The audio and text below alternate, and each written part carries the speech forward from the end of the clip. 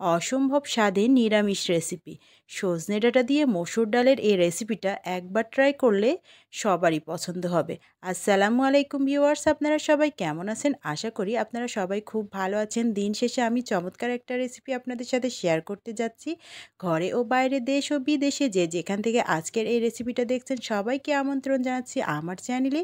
আমি সোনিয়া। আপনারা সবাই ভালো আছেন তো? আজকে আমি সজনে ডাঁটা দিয়ে মসুর ডালের এই রেসিপিটা তৈরি করেছি। এত সুস্বাদু আর এত ইয়াম্মি যে কেউ অনায়াসে তৈরি করে নিতে পারবে। একদমই সহজ ছিল রেসিপিটা, প্লাস অসম্ভব স্বাদের।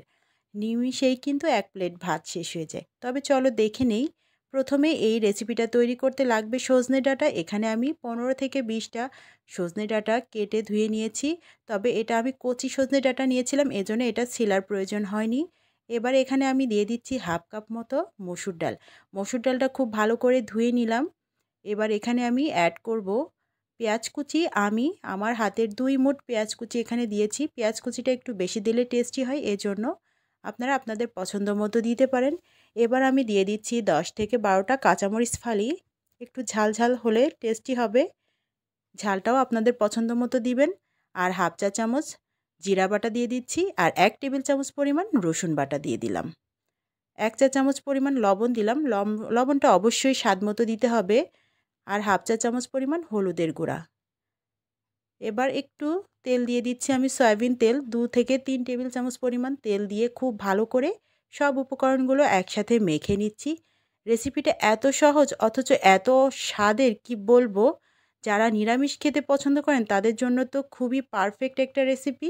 আর যারা মাছ মাংস খান তার পাশে যদি এই নিরামিষ রেসিপিটা থাকে, দারুণ জমে যায় কিন্তু।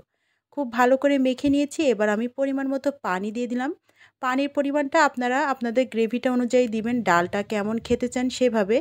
অনেকে এটা ডালটা একটু ঘন খেতে চায়, অনেকে একটু পাতলা খেতে চায়, সেই হিসাব করে পানিটা দিতে হবে। আমি এখানে প্রায় 3 কাপ পরিমাণ পানি দিয়েছি আর চুলাতে বসিয়ে জাল করছি। প্রথম পর্যায়ে চুলার হিটটা তো হাই হিটে রেখেছি। খুব ভালোভাবে জাল উঠে গিয়েছে। এখন একটু নেড়ে চেড়ে আমি সব দিকটা একভাবে মিশিয়ে নিচ্ছি। আমি কিন্তু এই ডালের মধ্যে পাকা টমেটো ব্যবহার করব। ডালটা একটু ফুটে গেলে তারপর আমি পাকা টমেটোটা ব্যবহার করব।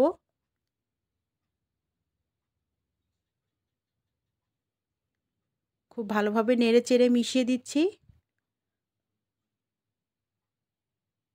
চুলার হিটটা এ পর্যায়ে মিডিয়াম হিটেই থাকবে। ডালটা সেদ্ধ হওয়ার অপেক্ষা। ডালটা সেদ্ধ হয়ে গেলে এ পর্যায়ে আমি এখানে দিয়ে দিচ্ছি 2টা বড় সাইজের পাকা টমেটো কেটে। পাকা টমেটো দিলে কিন্তু মসুর ডালটা খুবই টেস্টি হয়। আর আপনাদের হাতের কাছে যদি মসুর ডাল না থাকে, অন্য যে কোনো ডাল দিয়েও কিন্তু এই রেসিপিটা করতে পারেন।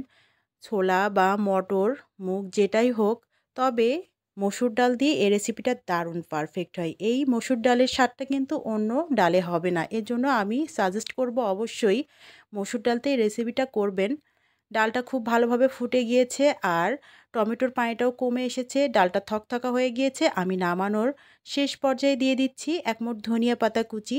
ধনিয়া পাতাটা দিয়ে একটু নেড়ে চেড়ে আমি আরও মিনিট খানেক রেখে তারপর নামিয়ে নিচ্ছি।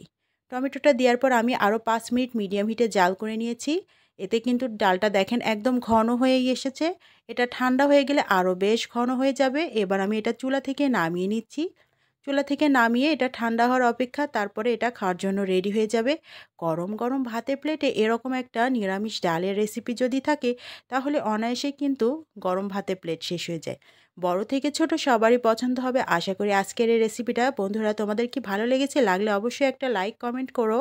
প্লাস নতুন বন্ধু যারা এসেছো সবাইকে সুস্বাগতম। আর পুরাতন আপু ভাইয়েরা যারা আছো আমার সাথে, সবাইকে অন্তর থেকে ভালোবাসা জানাচ্ছি। সবাই ভালো থেকো, সুস্থ থেকো। আল্লাহ হাফেজ।